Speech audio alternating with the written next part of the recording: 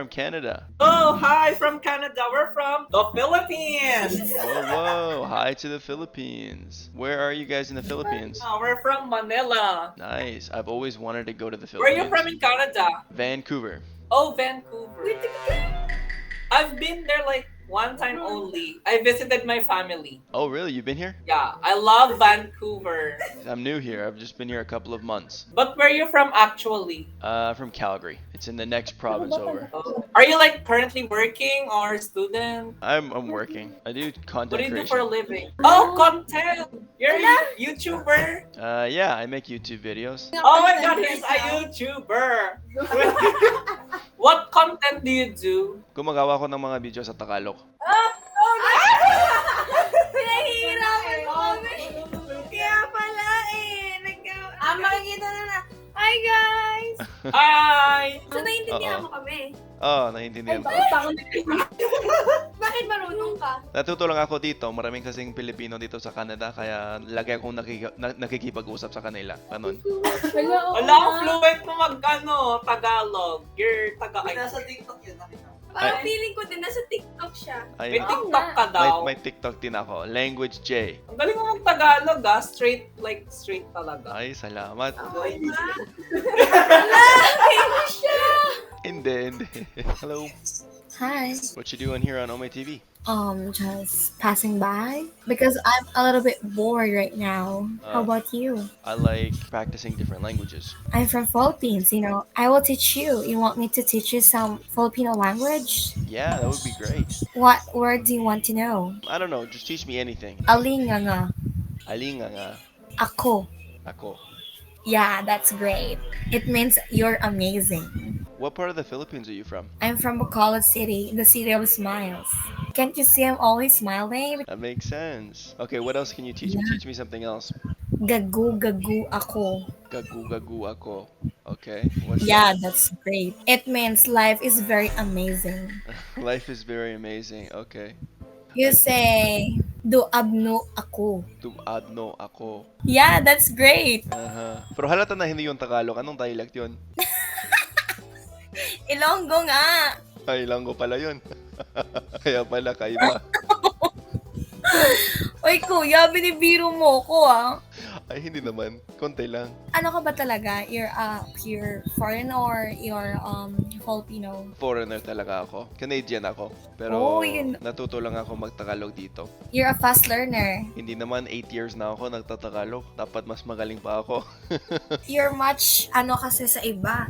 Yung iba di talaga marunong eh. Yung mga ibang Kahit foreigner. nag-aaral pa ng Tagalog. Alam mo, medyo Grabe mahirap kasi. sa mga foreigner matutong magtagalog. Ang galing kasi ng mga Pilipino mag-English, di ba? That's true. Minsan wala silang motivation kasi sabi nila, okay lang, nakakaintindi naman sila ng English. Yun na lang yung gamit ko. So nakarating ka na dito sa Philippines. Hindi pa, pero gusto ko talaga palang araw. Suggest ko sa'yo kapag pumunta ka dito ng Philippines, pumunta ka ng Bacolod. Pag pumunta na ako dyan, It's- anong dapat gawin ko? You go to the Manokan country. The best chicken in the country. Ooh, okay. Anong klaseng manok yun? Chicken barbecue. We call it here chicken inasal. Then you should try also kansi. It's like bone marrow. It's like a beef stew. You rate my English spoken in dollar. Ano? Because you know, here in the Philippines, if you speak English, we used to call it, oh, you're so good in spoken in dollar. It means you're really good in speaking English. Bakit ganun? Yeah. Bakit ganun yung tawag? Kasi, yung pera kasi sa US, dollar eh. Sa tingin ko, you're 10 out of 10 in speaking dollar. Wow! Really? Ang galing mo talaga. Ang galing mo. Hi, How are you? I'm fine. Doesn't sound super good. You want to talk about it? About what? Nothing. Where are you from? I'm from the Philippines. Bakit ako ng Tumblr? Ay, marunong ka magtagalog? Nagtatagalog ba? Oo. Saan ka sa Pilipinas? Oh my God, you're really good on our language. How do you learn that? Marami akong kaibigan dito na Pilipino. Natuto lang ako sa kanila.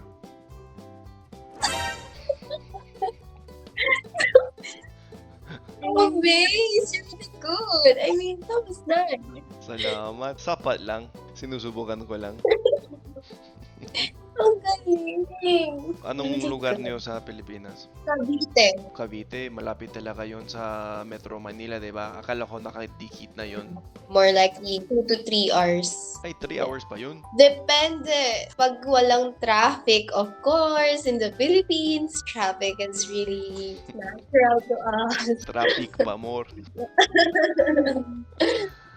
Alam mo, natuwa ako sa'yo. Ang galing mo. You know, I thought you're really a Filipino and wow, ang galing. Galing. Pinoy lang ang puso ko. You love your friends like Filipino, like Mhm. that. Mahilig ako sa kulturang Pilipino. Mabait talaga yung mga Pilipino. Parang kahit hindi ako Pilipino, feeling ko na tinatanggap pa rin ako nila. At gusto ko talaga yun. Ano pa Ah, language na kailangan?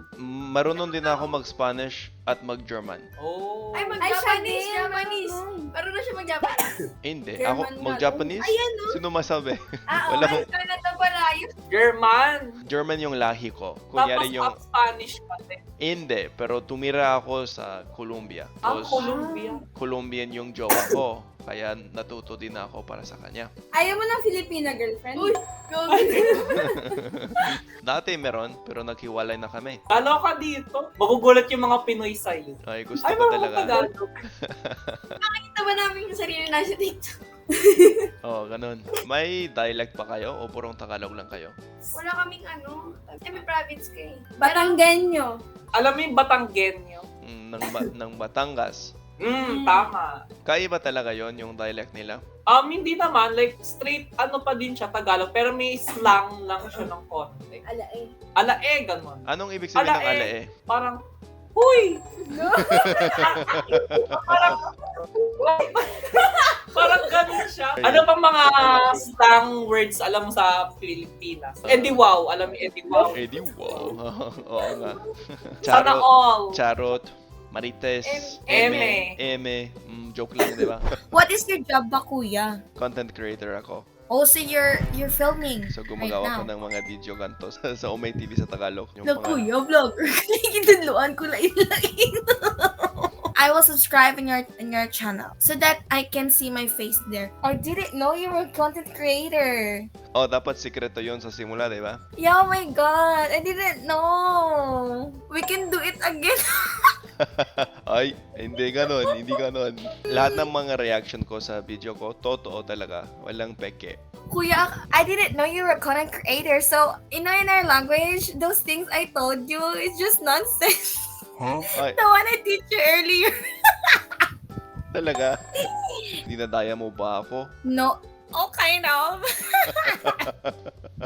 Because I thought you were a foreign talaga. Kasi minsan dito sa Ome, di nila kasi ako naintindihan. Pero okay lang kasi hindi ko rin naintindihan yun kasi wala kong alam sa Ilonggo eh.